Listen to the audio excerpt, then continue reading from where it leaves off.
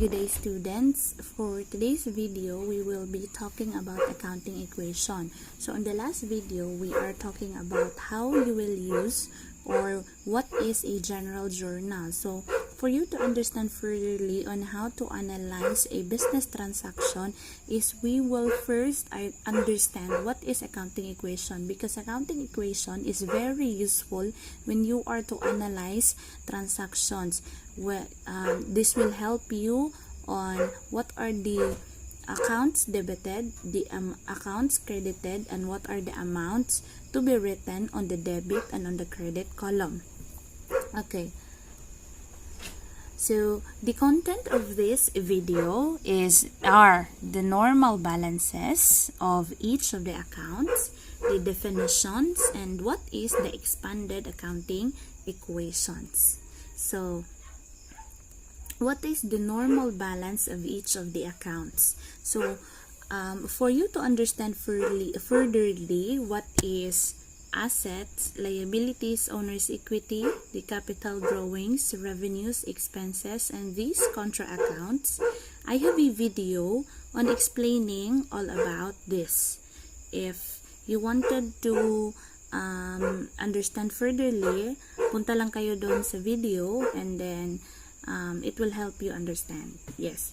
So these are the normal balances of each of the accounts. So the accounts under the asset, the normal balance is the debit. It means that the normal balance is debit. It means that it will increase on the debit side and it will decrease on the credit side. Next is the liabilities. The normal balance of the liabilities is the credit side. It means that it will increase on the credit side and it will decrease on the debit side. Then the owner's equity, we have two types of owner's equity, the capital and the drawings. So for the capital, the normal balance is the credit. It means that it will increase in credit and it will decrease on debit. And then the owner's equity, na the drawings is, it will the normal balance is debit. It will increase on the debit and it will increase on the credit. Okay. Next is the revenues. The normal balance of the revenue is credit. It will increase on the credit and it will decrease on the debit. So next is the expenses. The normal balance is debit. It means that it will increase on the debit side and it will decrease on the credit side. Now the contra accounts, as you can see, pareha lang silang duha. Magkapareha lang silang dalawa.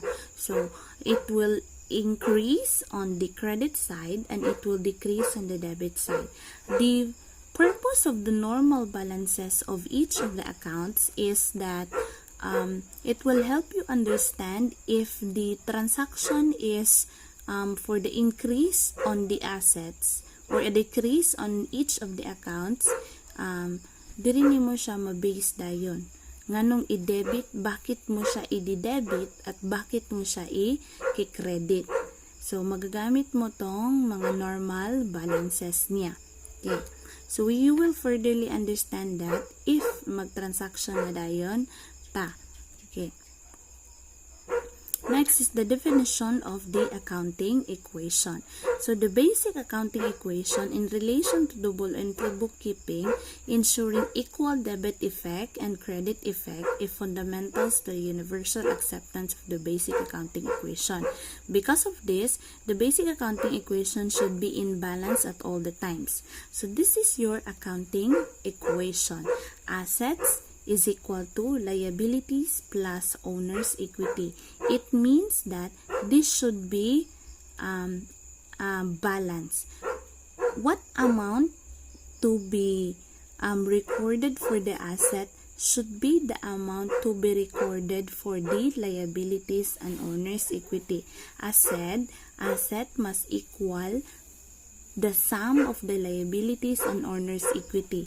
The equal sign in the equation ensures the balance of the movement in the three main accounts being used in accounting.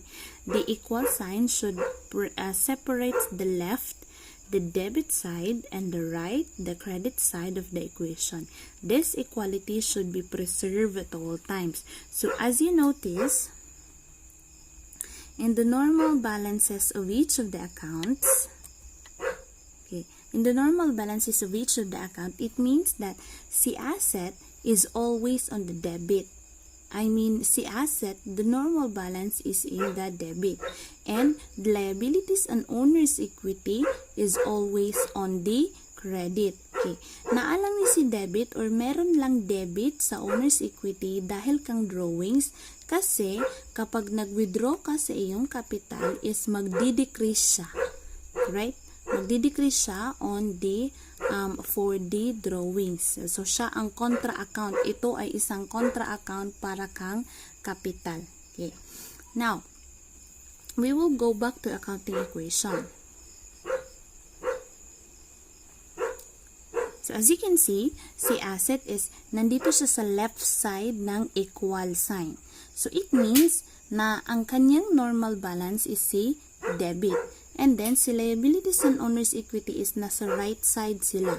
So, it means that ang kanilang normal balance is nasa credit. So, ang asset ay mag-i-increase kung naka-debit at ang liabilities at owner's equity ay mag-i-increase kung naka-credit. At dapat kung anong amount ang iyong inilagay para kang asset, ay yun din ang mga amounts na ilalagay mo para kang liabilities and owner's equity kapag nag-journal entry ka na. This is another equation. Yun ang pinaka-basic na accounting equation. The assets is equal to liabilities and owner's equity. So, as you remember, kanina, sa mga normal balances is may nakita kayong revenues and expenses. So, saan ba ilalagay si revenues and expenses? So, ito ang gamit ni expanded accounting equation. So, the basic accounting equation is assets is equal to liabilities plus owner's equity. Now, gagamitin natin si revenues and expenses. This would affect your owner's equity. If a company rendered a service, it is a revenue, so it would add to your owner's equity. If the company would pay communication bill, utility bill, any of the payment or any of the transaction that would be considered as expense would affect your owner's equity, magiging minus siya or it will deduct to your owner's equity as well as your withdrawal. So if a person or if the owner of the company would withdraw an amount from the company, so it will lessen the owner's equity. It will be deducted to your owner's equity. So all of this would affect your owner's equity. Then if what would happen here will also happen on the other side of the equation. So that is your expanded accounting equation. So furtherly, you will understand how to use this equation if we will be on the analyzing on the business transaction using your general journal. Okay.